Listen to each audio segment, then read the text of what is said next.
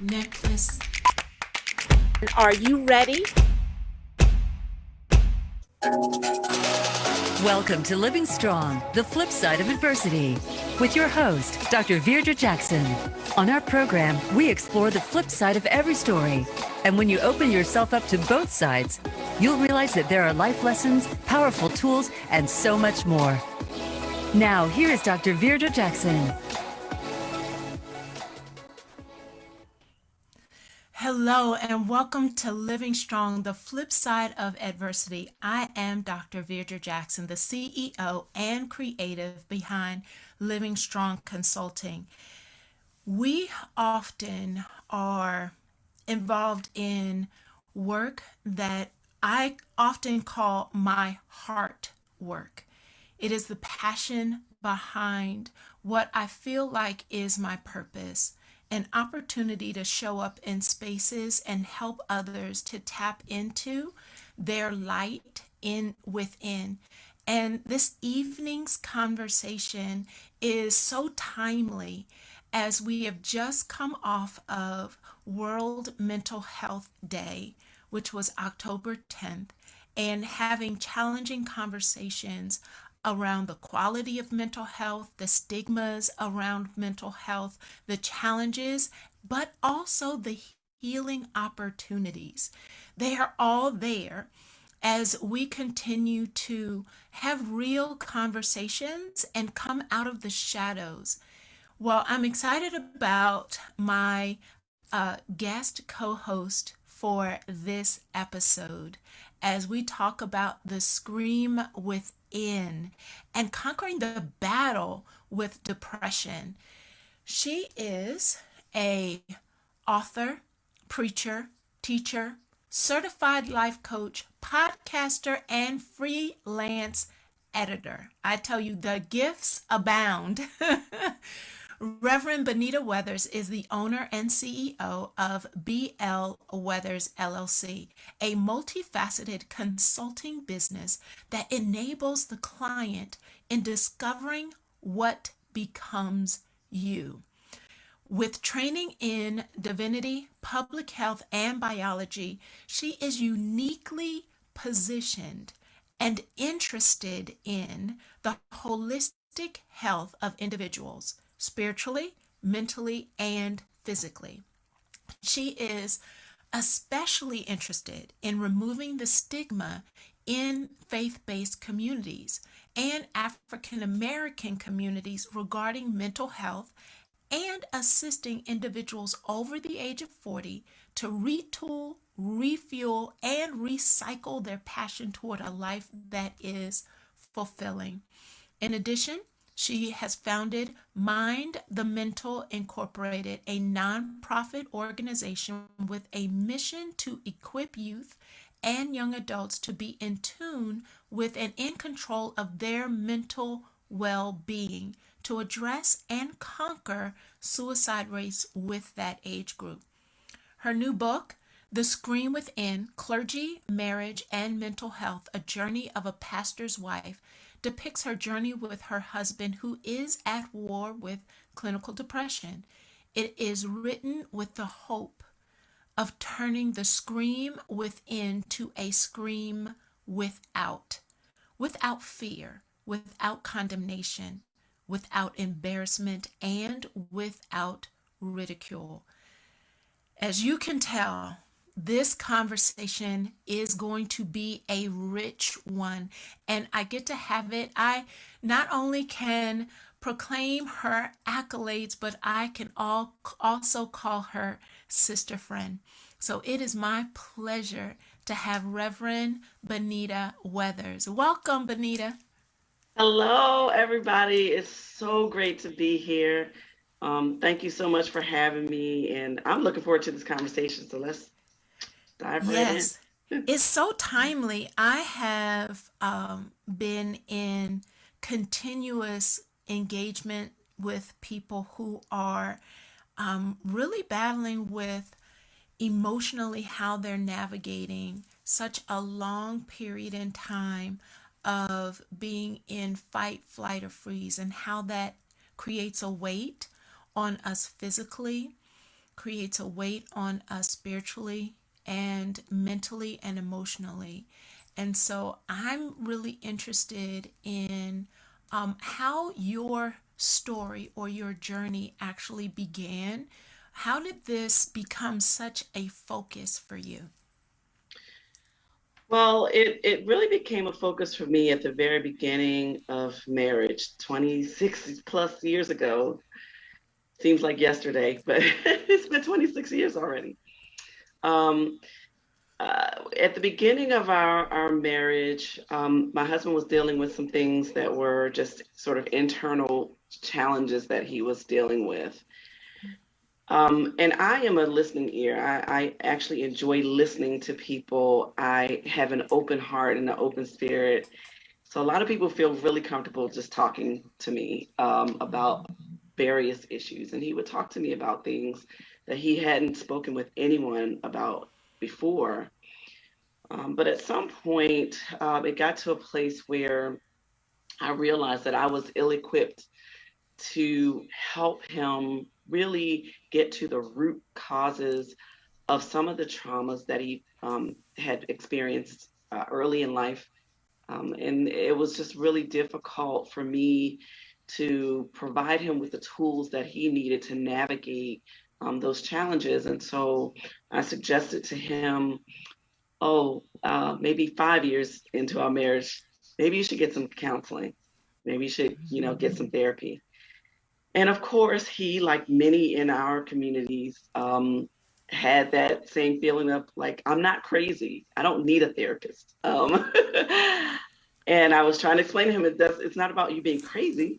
You just need somebody to help you traverse those waters. Give you that life raft that I'm ill-equipped to give you. And it's a way that you can tap into what's happening internally and get to the root causes of your feelings and be able to deal with them.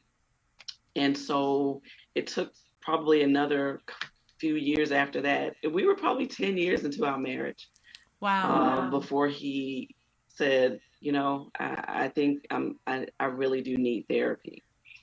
So it begins with me sort of one figuring out the whole being a wife. Then maybe 2 years into our marriage, he entered into ministry.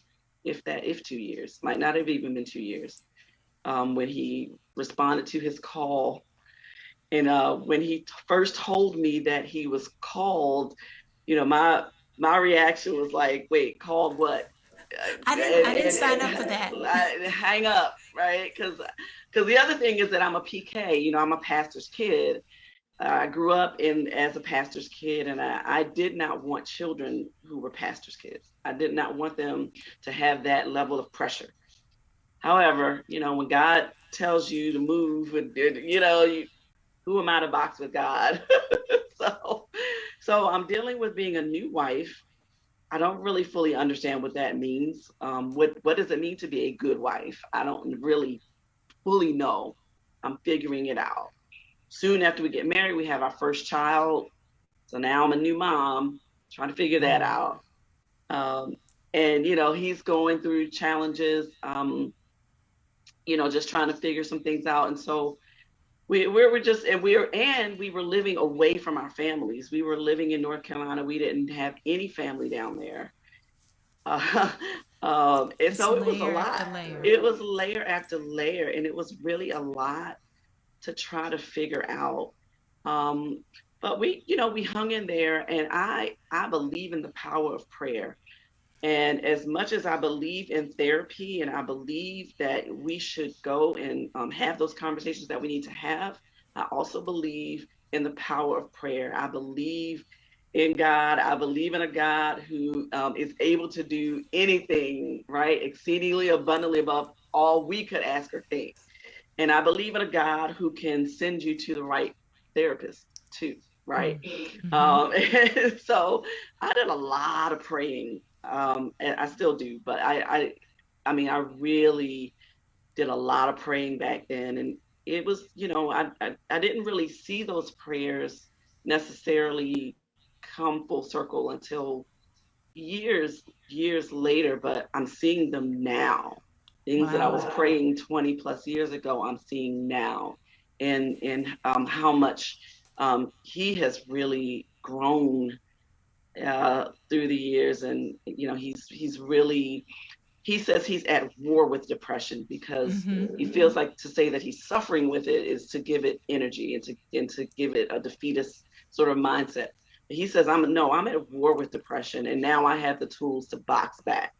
Wow. So I so love how you have been able to identify and connect with first educating him when what I could only imagine would be a vulnerable situation. It would, because as you were newly married, you are transitioning, trying to figure out how to be a wife.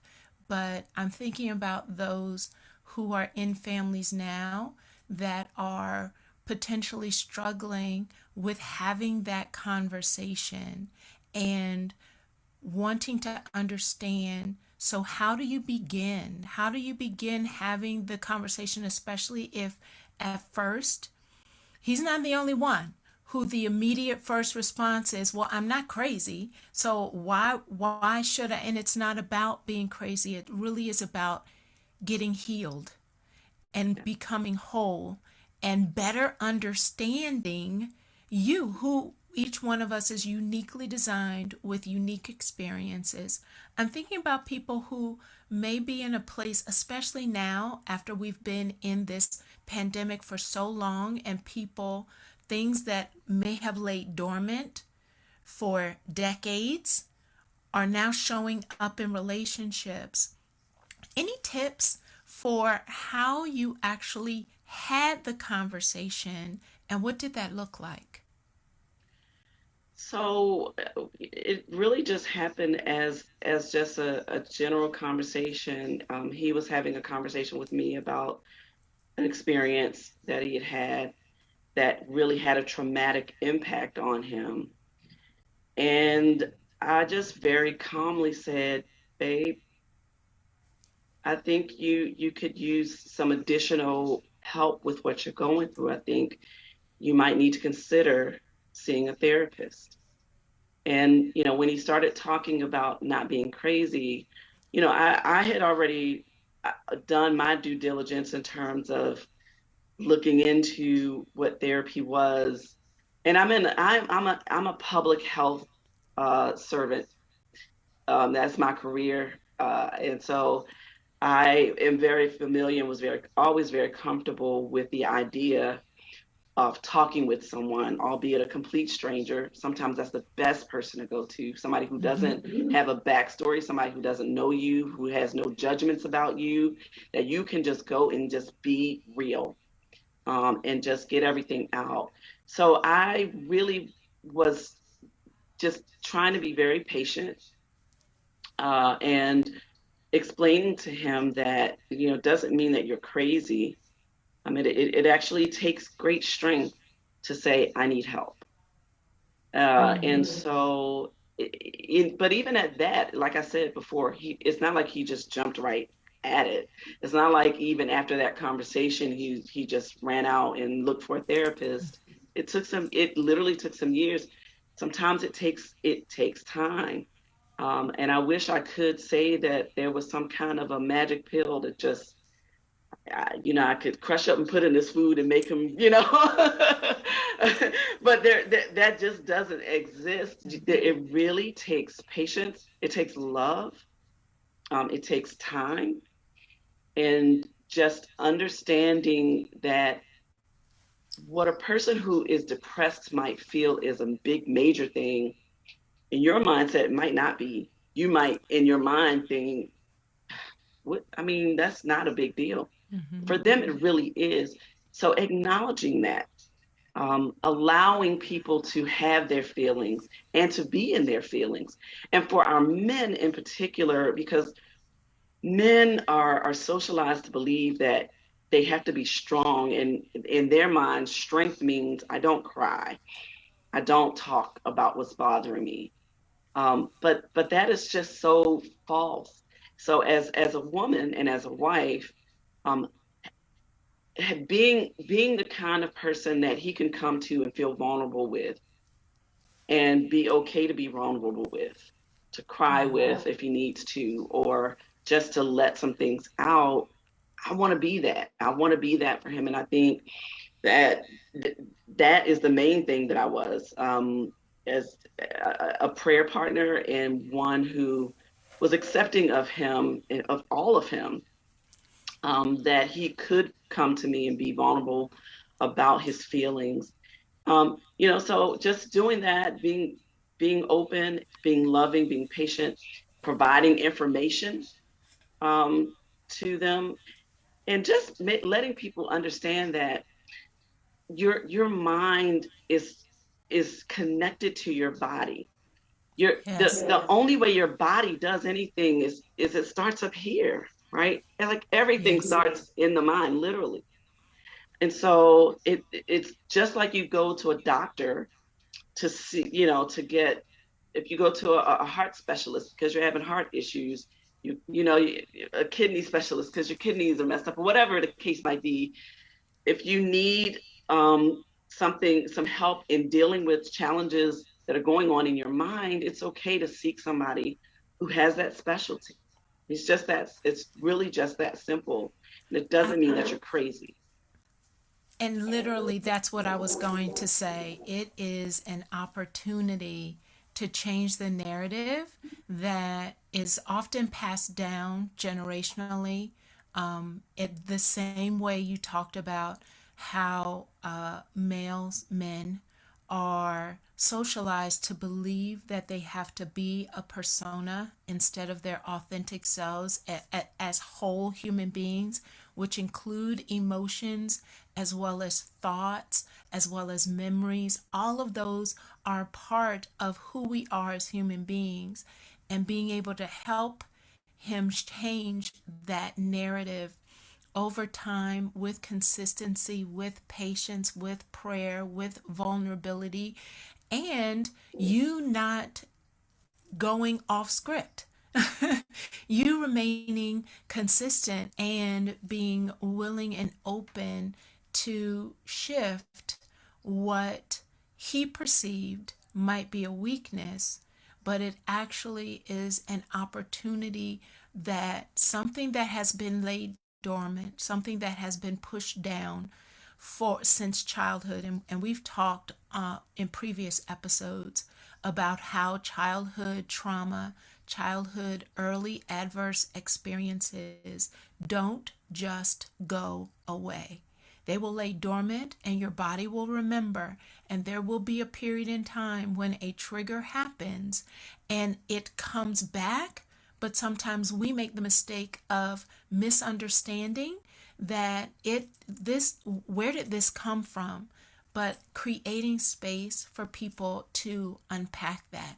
I want to jump into how that experience, so we talked about it from his perspective. When we come back from this break, I'd like to be able to hear from your perspective, how did this impact you? How did this shape you as a wife?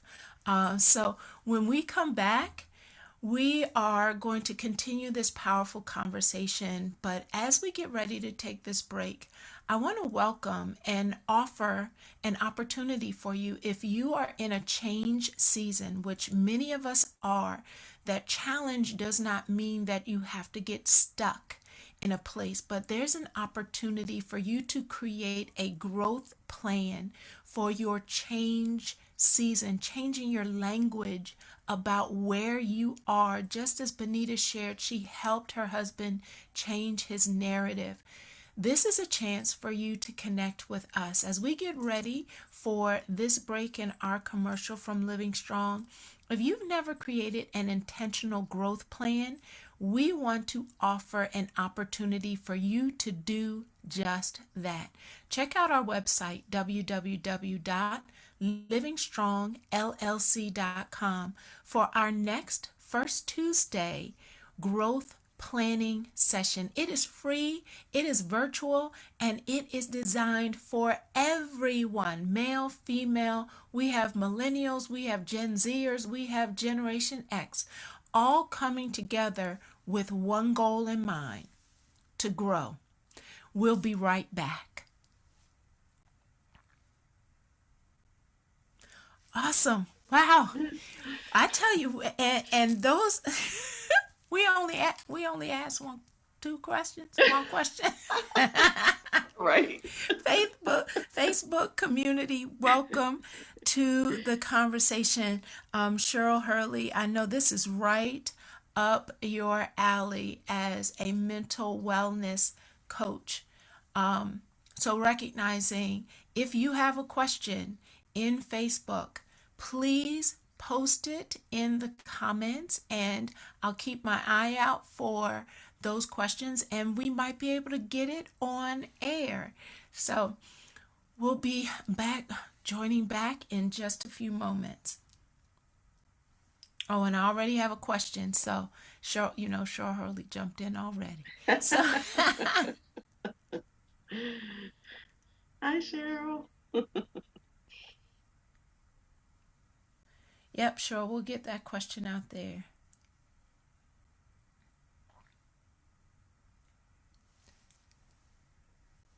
All right, we're back in 30 seconds. Thanks, Facebook family. Make sure you're sharing this. Get more. This is Living Strong, the flip side of adversity with Dr. Veirdre Jackson. To reach the live show today, call into 1-888-346-9141. That's 1-888-346-9141. You may also send an email to info@livingstrongllc.com. Now, back to Living Strong, the flip side of adversity.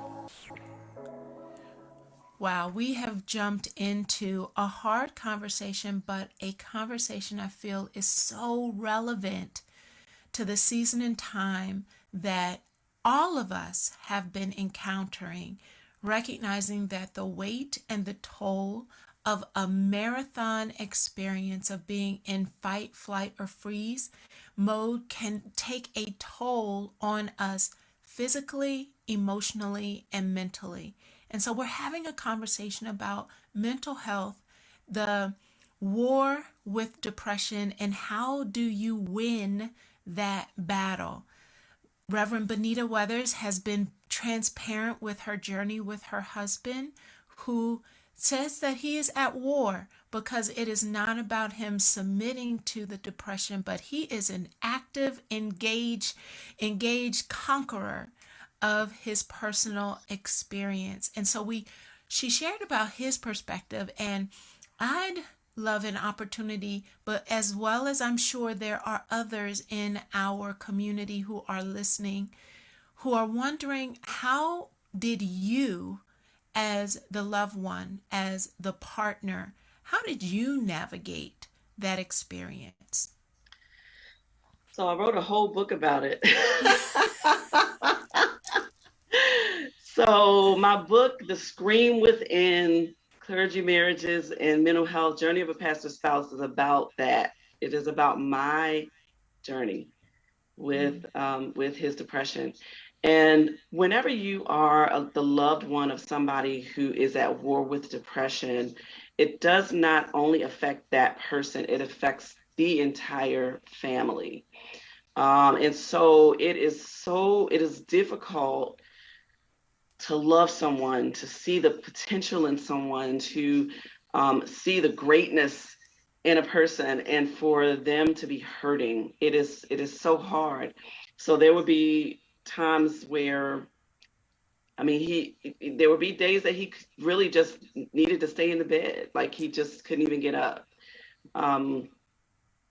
That's hard to watch somebody that you love go through that level of pain, that they don't really feel like they can really pull themselves out of it. The great thing about my husband is that he is determined, and he might stay like that for a day, but after that day, he's going to get up swinging. I love it. That is just who he is. And that's really one of the things that I love about him, is that when he sees that he needs something a change or to make a change or to do some internal work, he's the first one to do it.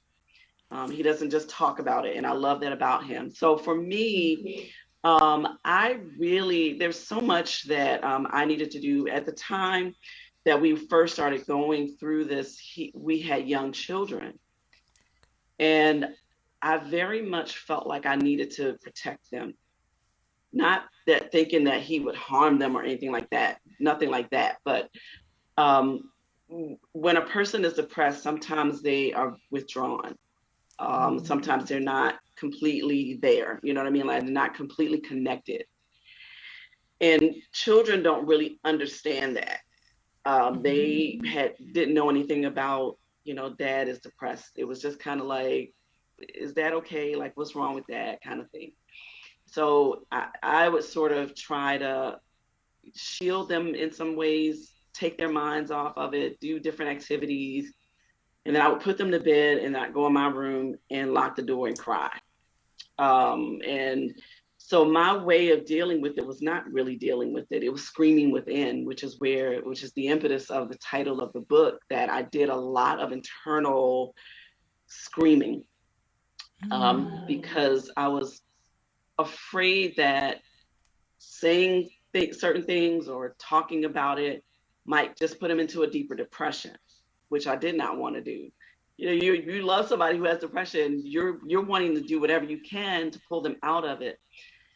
And I spent a lot of time, especially early in the marriage, like wanting to make him happy and feeling powerless and feeling like a failure because I felt like I couldn't make him happy. And then at some point, I realized that happiness doesn't come from outside. It comes from within. And so I began to understand that, okay, I can't make him happy. All I can do is support him on his journey to finding fulfillment internally. Wow. And As I listen to you, I look at one of the questions from Cheryl Hurley. I think we're getting ready to embark upon her conversation, and it's almost like a bridge. Cheryl Hurley is a a mental mindset wellness coach for Living Strong, and she owns her own company. And as I look at her question, she wants to understand the benefits of healthy supports for those impacted by the effects of the loved one who is struggling with depression. Can you speak a little bit about the healthy support systems that may have helped you transition from not dealing with it to actually dealing with it and eventually writing a book about it? yeah, so I feel like I don't know that I really dug into support systems like I should have. And in fact, I'm really just starting to do that. Just in the last, I'm going to say 5 years, I've been much more intentional about having other relationships outside of the family. So other relationships with other women, in particular, other women that are trying to do some great things, that are wanting to make a positive impact on this world, and just try to have more of fellowship with other women. Um, I am, I don't really talk about what is going on with me. I am probably one of the greatest mask wearers that there is. Tell the truth. I Tell have the learned truth. how to wear the mask. I learned how to wear it very early in life as a pastor's kid, and just looking like the family on the church fan in the church, and really not necessarily being that. And then I learned it in being a first lady, which is a term that I don't particularly care for, to be honest, because I feel like there's all kinds of perceptions that come with that title, perceptions about what that should look like, what you should look like, what you should act like, and how you should be. And, and so I really have been very introverted, hadn't really talked much about it. But Mm-hmm. at some point, I think what happened was I was out with a dear friend. I write about this in the book. I was out to lunch with a good friend of mine, who was also happened to be, a pastor's wife. And I just broke out and started crying. Like, I literally, we were in a room full of people, and I just literally broke down bawling. And at that point, it was kind of like, okay, Benita, you've been wearing these masks too long. You got to take them off. You need to kind of go deal with some stuff internally yourself.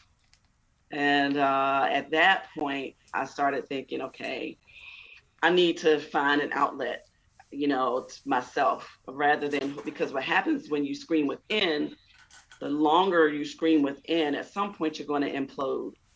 You're either going Mm-hmm. to implode or you're going to explode on everybody else. And you don't want to be in either of those spaces. So, I would definitely tell people to just to really exercise self-care. Um, because if you don't take care of yourself, if you don't take care of your own mental health, you're not able to really help that other person, with theirs. So, go to therapy yourself and I was going to say get that that. outlet. Yeah, the power of, and I just want to kind of pause there before you go on, because I've kind of gotten to a place where I am tentative about even using the word self-care. I feel like it has gotten overused and misused and taken out of context. And I literally just did a session with DCIU around self care for educators earlier today. And in that session, I talked about that self care is not just about the manicure, the pedicure, or the external thing. It really is a lot of what you just talked about. It is saying yes to therapy if you need it, acknowledging shame if you're walking under it, being willing to better understand yourself and understand your body, forgiving others and forgiving yourself, all of those key elements, those are self care as well. And if we are going to live in a place where we are healthy and whole, is not just running to put on another mask that might look like a great makeup or look like a great set of nails and you're broken inside. That's not self care.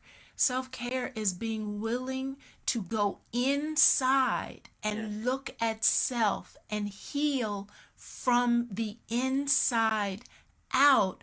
And the manicure, that's just a cherry on top.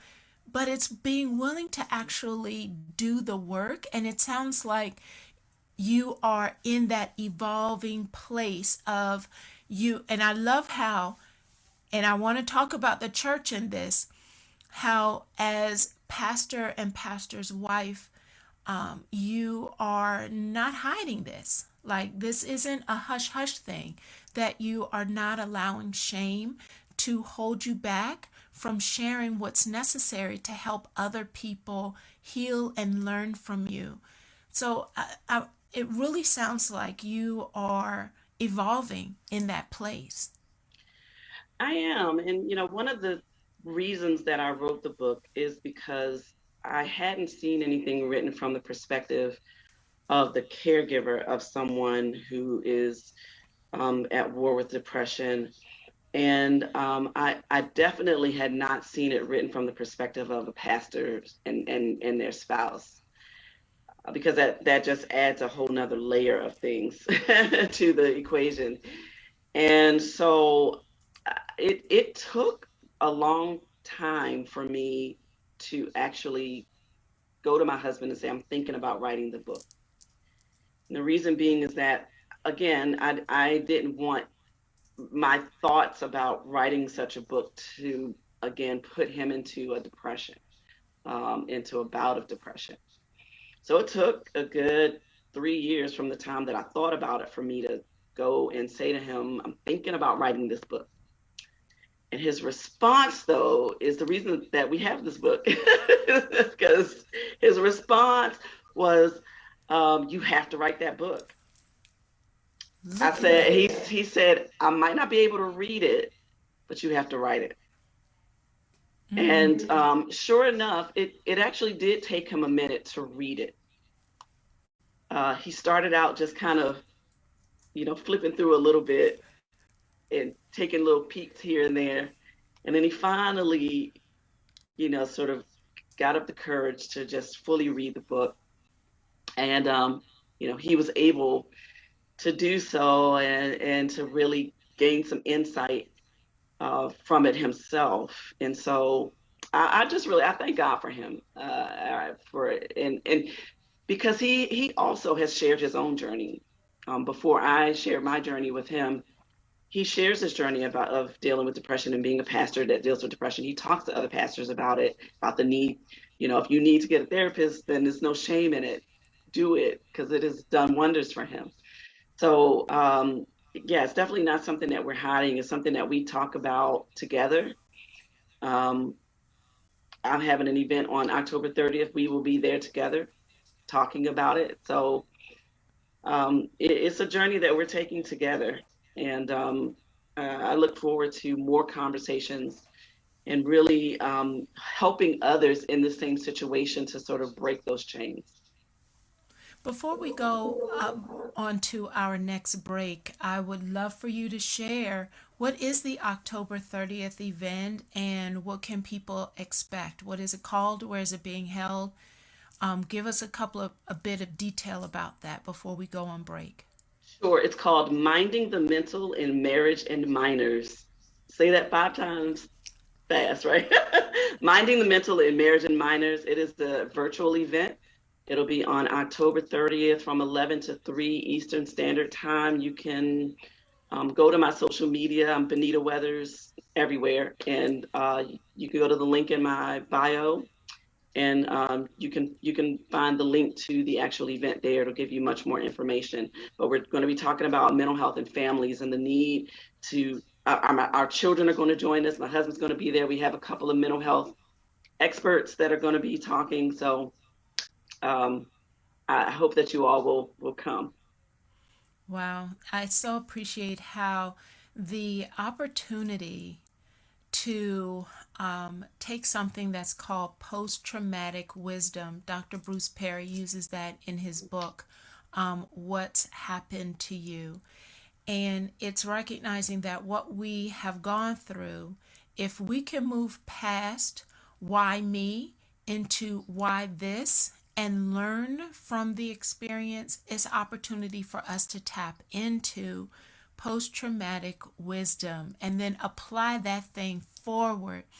So I hope that at the end of our show, I definitely will have Benita reshare how to connect with that event. We're going to take a short break and come back, and now we're going to jump into what role did the church play in this, and let's hear a little bit more about what Scream Within is all about. We'll be right back.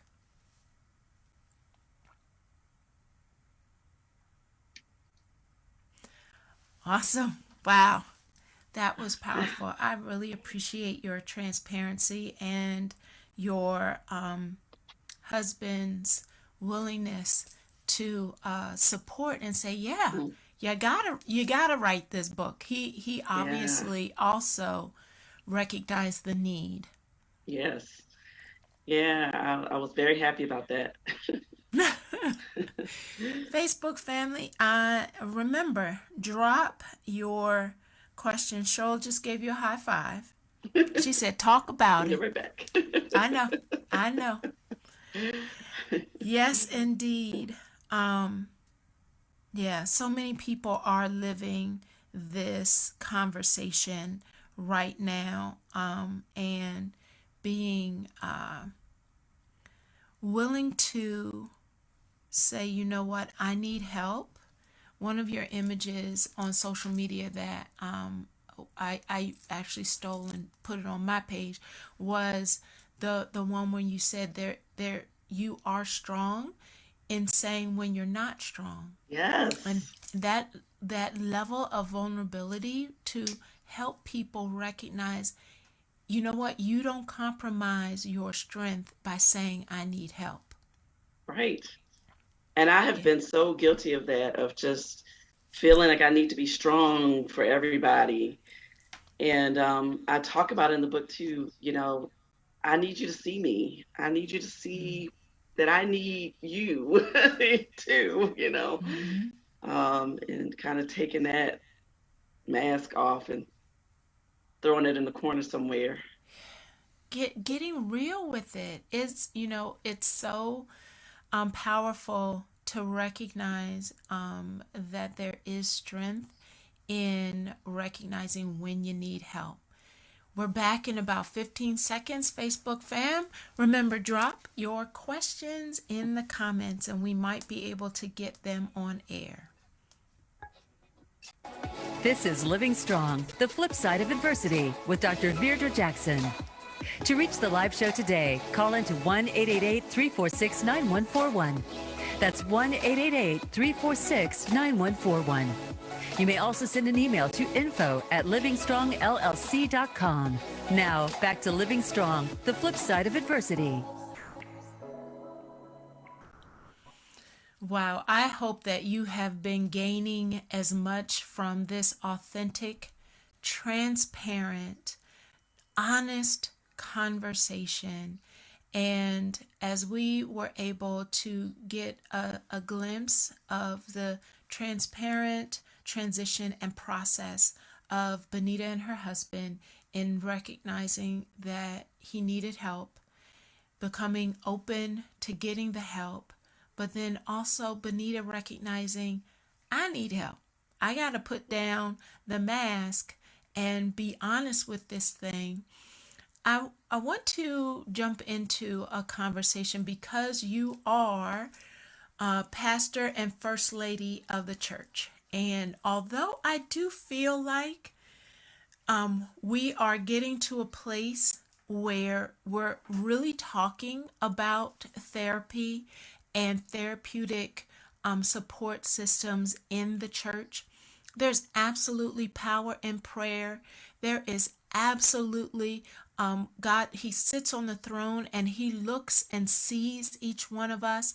And He has equipped individuals with gifting, talent, skills, knowledge to help the body of Christ navigate the hard experiences that we have to live in on this planet. So can you tell me, how can the church be more of an advocate for mental health care? I think just having the conversations in the church. I think it starts at the pulpit. And just slight correction, I'm not pastor, I'm an associate minister.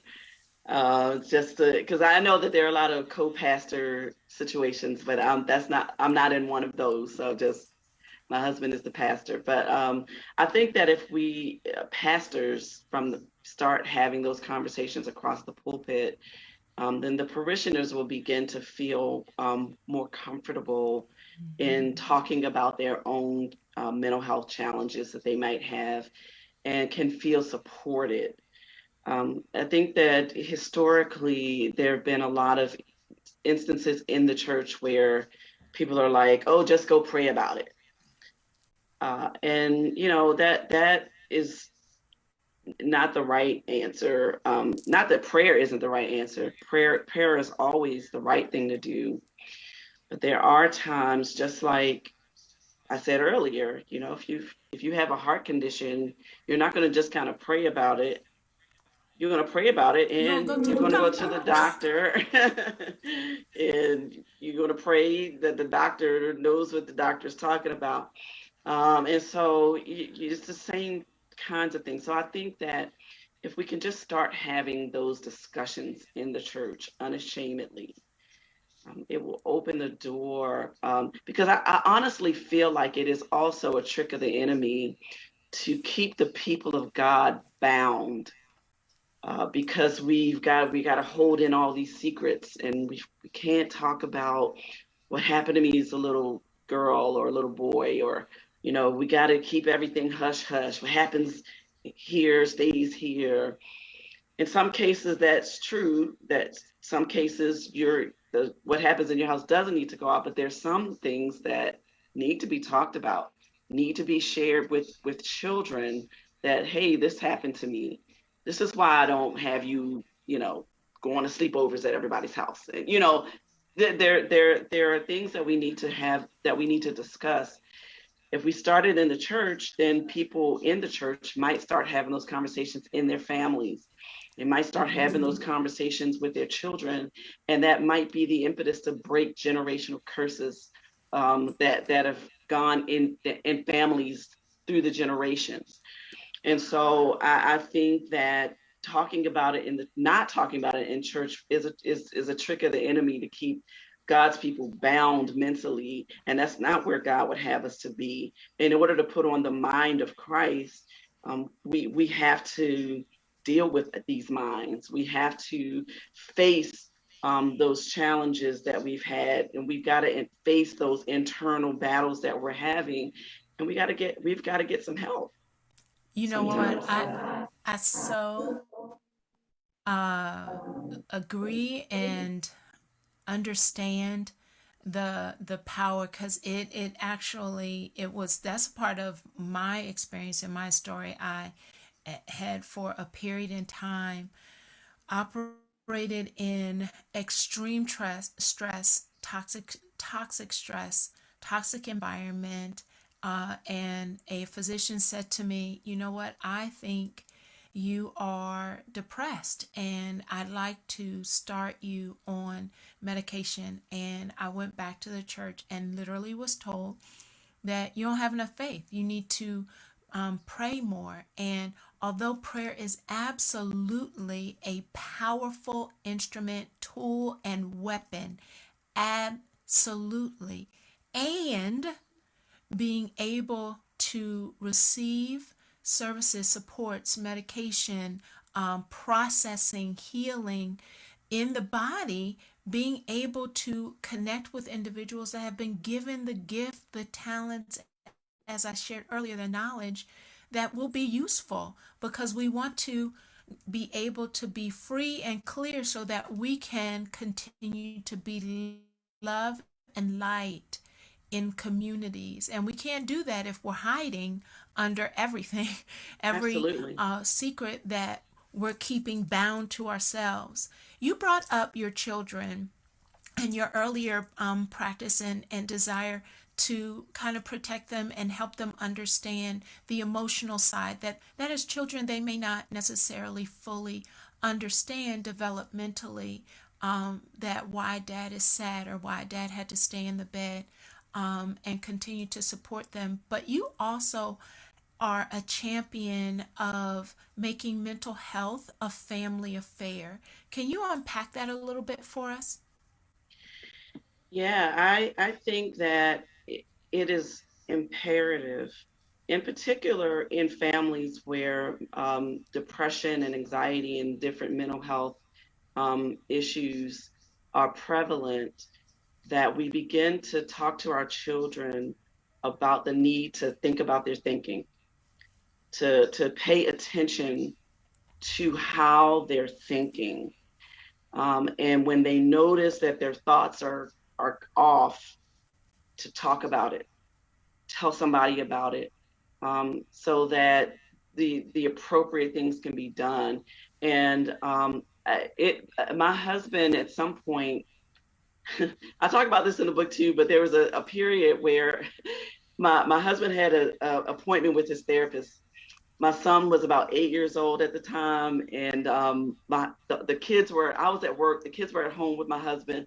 He needed to go to this appointment because he was in an active bout of depression, so he really needed to go. He didn't have anywhere to leave the kids, so he had to bring the kids with him. So he had the little talk, behave and all that. So he gets to the doctor's office, to his therapist's office. He leaves them in the waiting room, goes and has the session, comes back out. They're walking to the car, and my son, who was 8 at the time, goes, why you need to see a therapist. So he thought that he was Yes. telling them where I'm going to a doctor's appointment.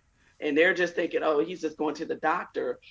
But at 8, he can read. Mm-hmm. So, he's like, and at that point, he's like, okay, I need to just come clean with them and talk to them.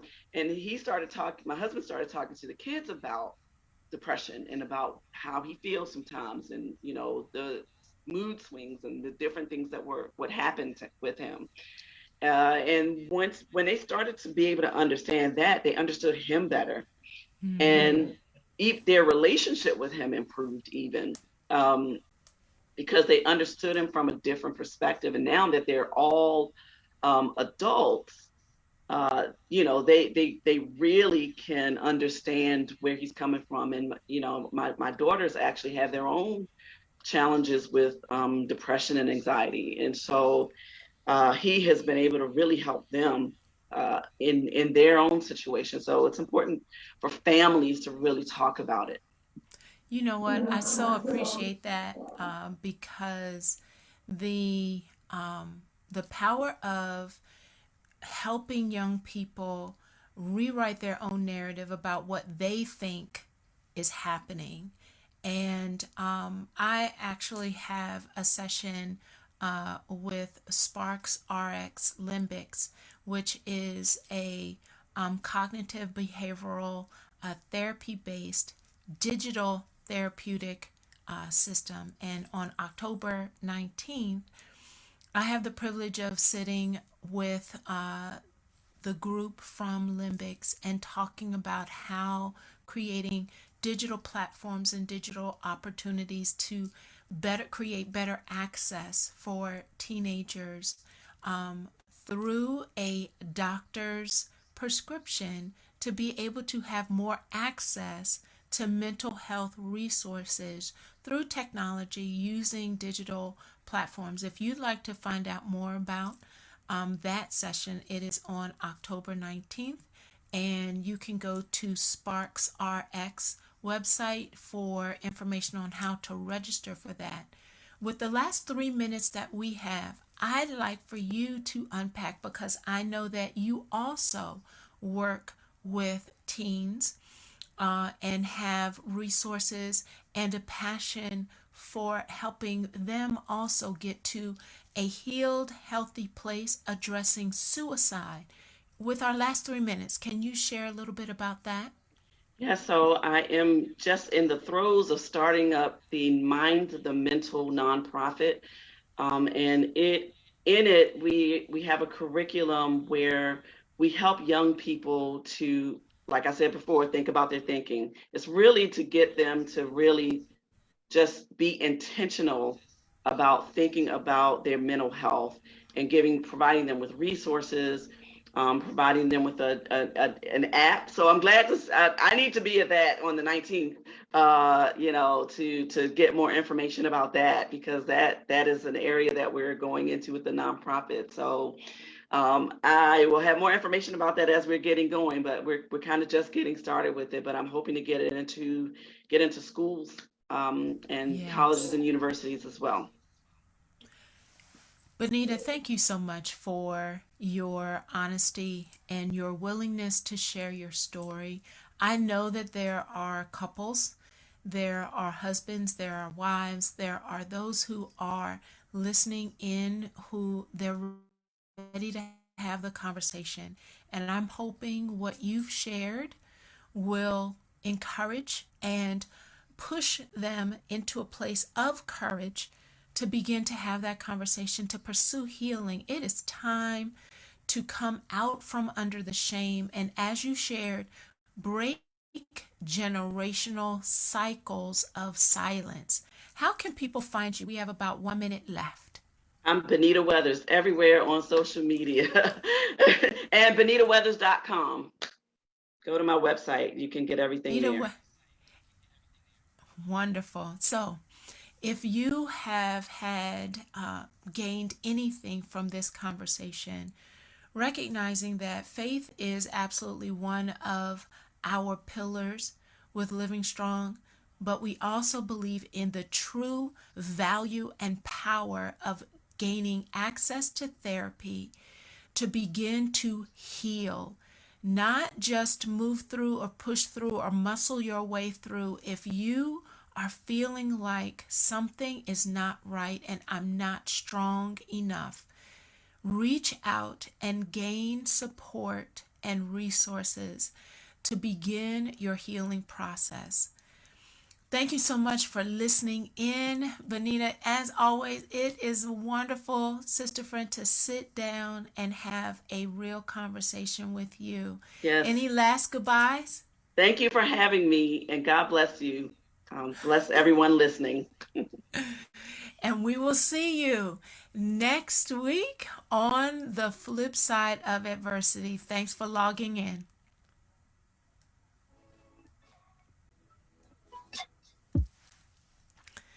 Oh, awesome. We are all clear. Wonderful, wonderful. How was that for you?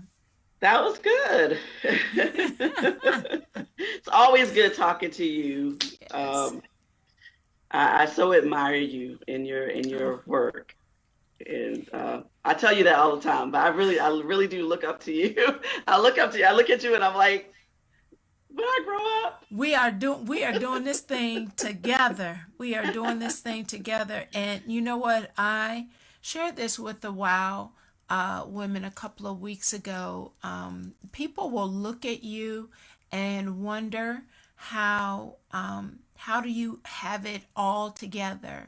And if we are honest with one another, I so appreciate how you said, getting a circle of women who are moving in their purpose, who are feeling empowered, that empowers one another.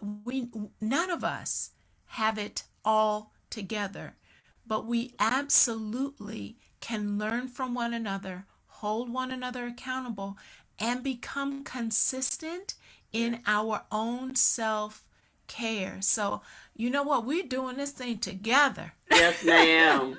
On the journey together, riding shotgun.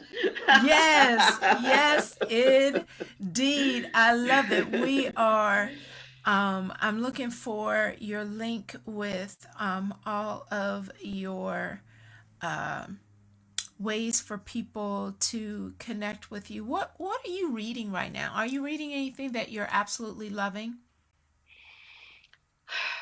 Okay, so one of the things on my list is to read more. And I'm honestly, I have probably 5 or 6 books that I've started, and so I'm not actively right now, just because life is happening. Life. Mm-hmm. And it's a lot going on in my life right now. But you see me post stuff about books that I have in my arsenal. Yeah. Yeah, I think that there are a lot of us who are reading lots of things all at one time. Mhm. Um, if there's a book that I can recommend for people who are listening and watching that has been valuable for me, it is Dr. Bruce Perry and Oprah Winfrey's new book, What's Happened to You? And it is a powerful tool of understanding how to move past hiding behind the stuff you've gone through and begin to actually show up and ask yourself some tougher questions and understand how your body, what you nailed it in the conversation. It all starts with our mind.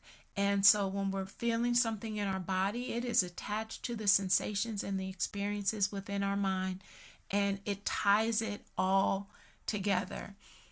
So yeah, Absolutely. I have to check it, that one out. it's time for resources.